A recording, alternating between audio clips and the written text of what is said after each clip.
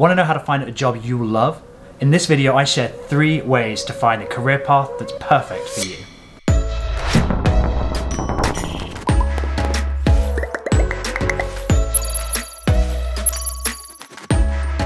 Welcome to Career Changing Opportunities, where each week we look for ways to find personal and financial fulfillment in everything we do. So if you're new here, consider subscribing. Right, let's get started. This is going to be a quick one. 1. What would you do for free? Is there something in your life that you talk about so often that people around you often have to ask you to stop because you talk about it so much? Whether it's your fantasy football league, stamp collecting, watchmaking, or rooting through thrift stores and finding bargains, you can find a way to make money from these passions. What's stopping you creating a fantasy football selection blog, some watchmaking videos on the intricacies of making small parts, or selling things that you find in thrift stores on eBay? I know someone who recently made £500, about $650, just through selling stuff that they'd found in thrift stores. It's really easy to do and a real easy way to start making money. People always talk about finding their passion, but really it can be as easy as finding a way to monetize something that you already do and already love. Number 2, what do people always ask you to help with? Since the Middle Ages, people have literally been named after the things they do or are good at. Names such as Foster, Sawyer, Whitbread literally come from people who were cutting down trees, well, foresting, sawing wood, and making white bread. What would your middle-aged name be? What do you focus on? What are you always asked for help with? Comment below with what yours would be. Think about it. What do people always come to you for? It could be that you help them with personal or professional issues, or if you're like me, it's something as simple as I'm the person everybody calls for tech support. It doesn't seem to matter what piece of technology, as long as it's not automotive, but any electrical consumer device, people come to me for help, and I enjoy helping them. I enjoy that moment where you're solving somebody's Windows XP question on a system that you haven't used for 15 years, trying to remember where all the buttons are and the workflow of the menus and stuff. I enjoy that, so it's great. What do people ask for help with that you enjoy helping them with? If nothing springs to mind, ask your friends and family. You may not know where your talents lie or where people value your talents, but people around you will know. Ask them what they think of when they think of you with regards to tasks.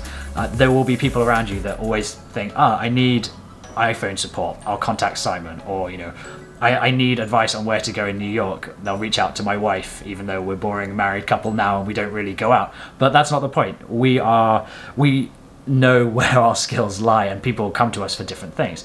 If you can't work out what your skill set is, just ask your friends and your family. They will know. They will tell you, I'm sure.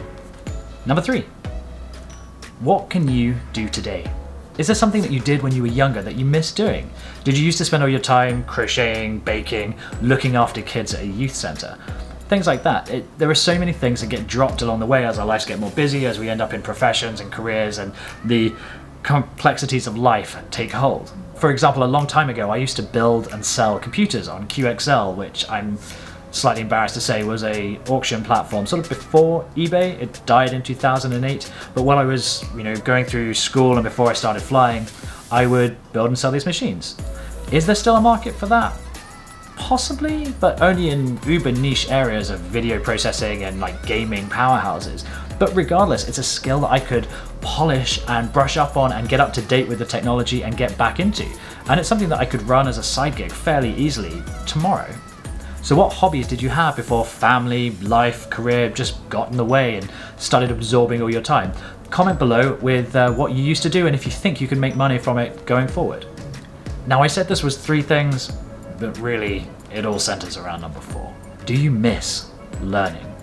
Now, after many years of going from hotel to hotel in Europe, spending one night here, one night there, I found that I needed something. I needed to study something to keep my brain ticking over and to keep me sane on cold nights in Norway when it's dark for most of the day.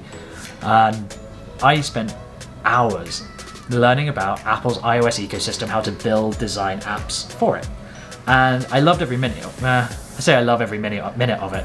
There were moments I wanted to quit. There were moments that I wanted to throw my laptop from the 20-something floor of the hotel, and there were other moments where I just wanted to sit and watch Netflix. But ultimately, I'm glad I spent the hours doing it. I certainly enjoyed the outcome of all the hard work. And my whole path to career change is based on having spent those hours sat problem solving, working out what I'm doing wrong, realizing that I'm terrible at most things, and then focusing on programming. That is the foundation of my career change. It's all based around that. That's my step 3 of my career change. Step 1 was quit my current job or my previous job. Step 2 was get this job in China. And step 3 is going to be the new career in a few years' time. But I wouldn't even be able to consider this path if it wasn't for the hours that I spent learning something new and building my skills up. Is there something you've always wanted to learn? Would picking up another language or learning a new skill help you in your current career and move you to a position where you could be happier and more fulfilled? Or is there something that you've always wanted to learn that's just been put at the back of your mind, knowing that time is always too tight and it's hard to dedicate hours, but that something could lead you down a whole new path? Would it be worth you spending time looking through the catalogue on Udemy or Skillshare or Creative Live? I'll put all the links to those in the description, so if you're looking for find some courses, have a look below. It's not a sponsored video. Retraining isn't quick and it's not 100% easy. It requires a dedication of time and effort and cutting out little bits of TV time or going to the pub to make sure that you focus on these goals. So the key to finding your next big thing is to spend some time reflecting on who you are, where you want to be, what you're good at, and what you'd like to learn. Nobody can tell you what's going to make you happy at work, but once you have an inkling, you can start executing and driving towards that vision. So thanks for watching.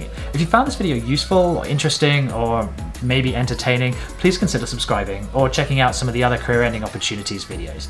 I hope to see you again real soon.